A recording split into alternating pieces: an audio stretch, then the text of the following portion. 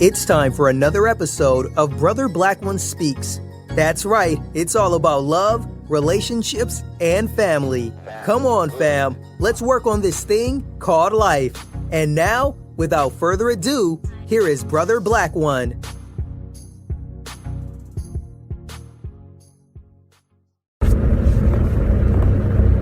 Yes, it's that time again. It's Brother Black One here with another strong video.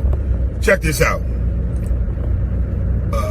When you get older, you see the gray hair wisdom, if you will. Yeah, whatever.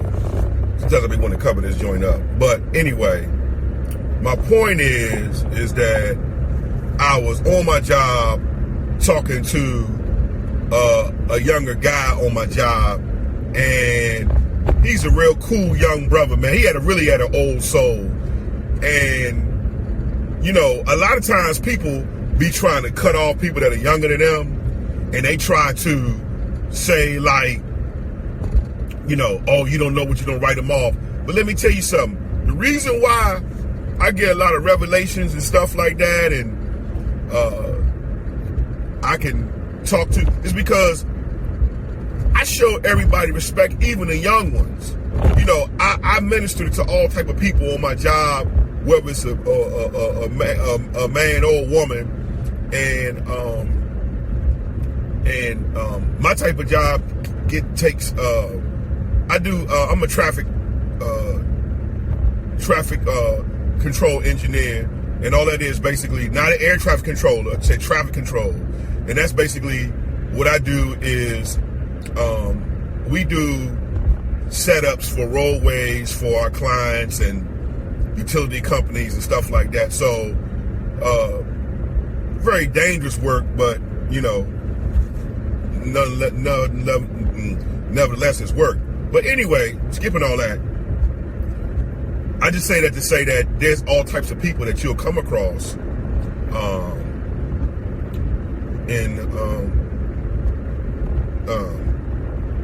it brings in all types of people from all types of background and walks of life. And I was talking to this young dude, and man, dudes are so cool, man. It's a pleasure being around him, man. I mean, cause yeah, he from the street, but he don't act like it. And he told me himself he got an old soul. He don't talk like the rest of the youngins talk out here. He don't act like that he carry himself. You know, he's a family-oriented guy and stuff like that. But nevertheless, he said something, oh my God, that blew the head off my shoulders. I couldn't believe it, right? He said, man, I was talking to my girl, and I told her that, and he said when he told his girl this, he said she couldn't say nothing. Her mouth was just stuck. She had lockjaw. He told me, he said,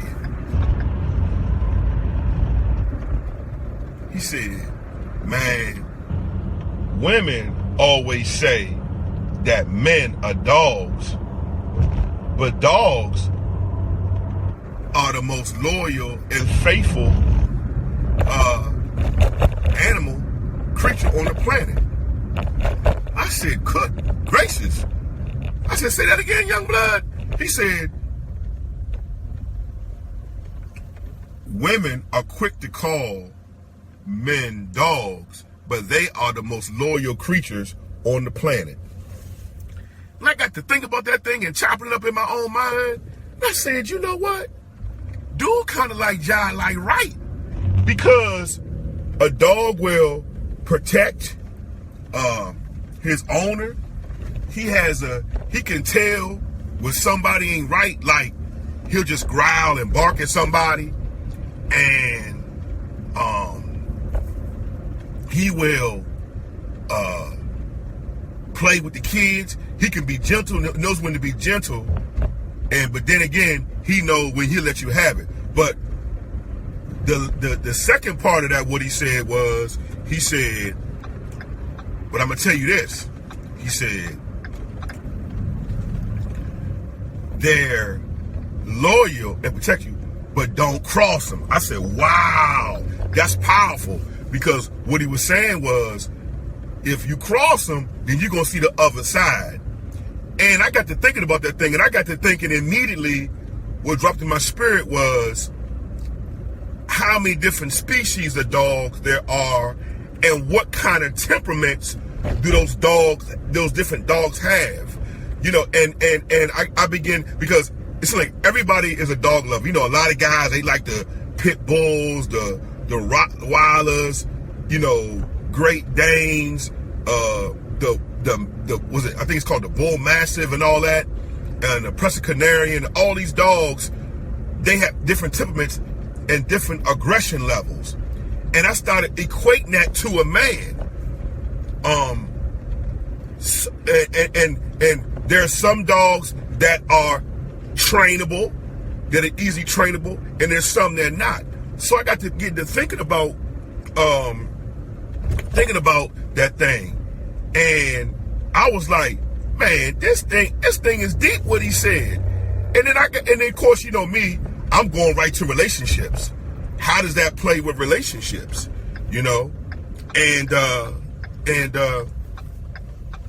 I'm just like, wow, that's crazy. So I just had to expound more on that.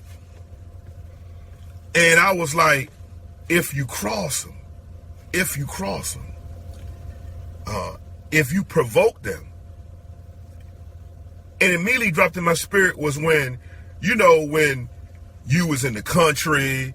I like to use the analogy of being in the country, right? Because you go visit grandma, grandpa down the country or whatever, and they always told you, now y'all go out there and play, but don't you mess with old man Jones' dog. Now, why did they say that? Because you know what we was going to do? We were going to go right down there and mess with old man Jones' dog. And now watch this. We were warned the first time, and we told them, we were warned already, don't mess with the dog, meaning don't agitate the dog, don't piss the dog off. We was always told that. So what do? We go out and we mess with the dog, right? Then when we get down there, what we do is we go and we agitate the dog, and the dog starts to growl like, you know how you go to that dog, and the dog starts barking.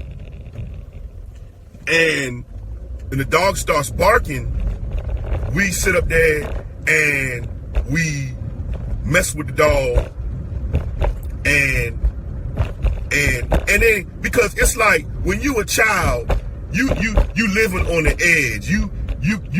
You kind of like want to see what can I get away with, and some of us are ignorant. We'll say, oh, mama don't know what she's talking about, grandma knows what she's talking about, whatever. But when that dog get loose, some of us used to like the thrill and the adrenaline rush that being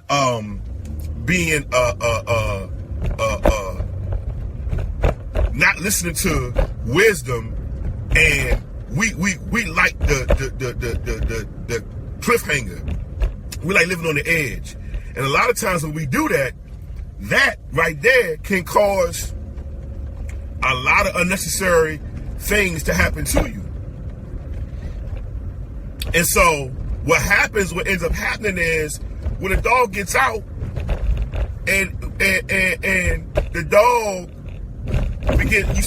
some of the we just like to get chased, whatever. But then when we actually get bit, it's a whole nother circumstance. Then when we go back home, we crying, and we know that we were the cause of the said act, or when that dog acts out, and then we want to run behind and say, Grandma, Grandpa, he bit you. And then you want everybody to feel sorry for you. But you was warned twice. You was warned by your grandmother and grandfather, don't mess with the dog. You mess with him anyway. And then the dog warned you by barking. That's like, listen, don't mess with me, keep away from me. But what do? We keep on messing with the dog anyway. Then when we get bit, so I started to compare and contrast that with relationships. You got your hand in the man's face, whatever, and you even try to hit him, but then he tell you, leave me alone. Just like the dog, he growling and barking, leave me alone. And then what happens? What? when he bites your behind, now you ready to go get him locked up. Now, but you don't tell what you did. But why did he hit you?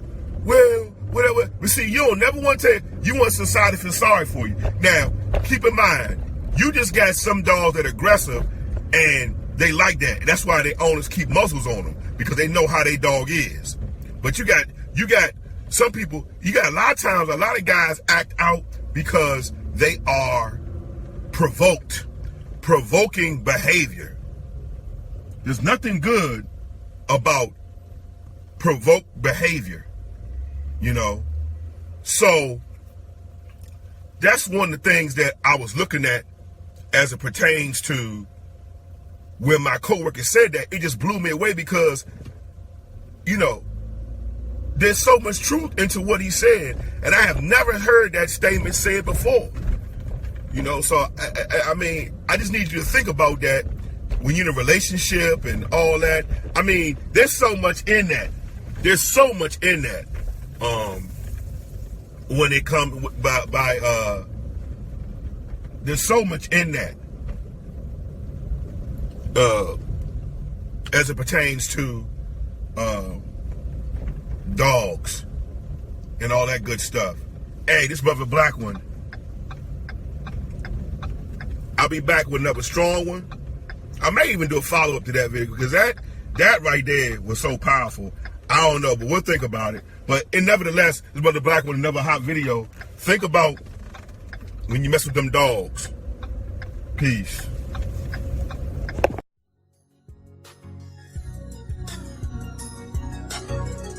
Thanks again for tuning in with another broadcast of Brother Black One. Until next time, family, peace and love.